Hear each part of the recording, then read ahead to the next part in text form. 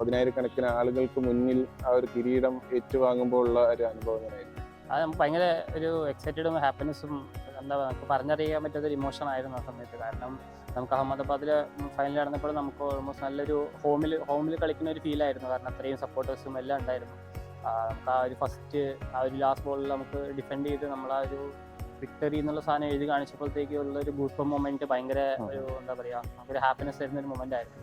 നമ്മൾ ഭയങ്കര എൻജോയ് ചെയ്തു ആ ഒരു മൊമെന്റ്. എന്താ പറയുക, നമുക്ക് ആ സമയത്ത് കുറച്ച് നമ്പായിരുന്നു. നമ്മൾ ഭയങ്കര എന്താ എക്സ്പ്രസ് ചെയ്യേണ്ടത് എന്നുള്ള കരച്ചിലും സന്തോഷം എല്ലാം കൂടെ വന്നൊരു മൊമെന്റ് ആയിരുന്നു. നമ്മൾ നല്ല എൻജോയ് ചെയ്തത്. ഒരു ഡ്രീം മൊമെന്റ് ആയിരുന്നു. ഒരു 1 or 2 hours എപ്പോഴും ആ സ്റ്റേഡിയത്തിന് ചുറ്റും ഭയങ്കര അത്ര ഒരു എനർജറ്റിക് വൈബായിരുന്നു അവിടെ.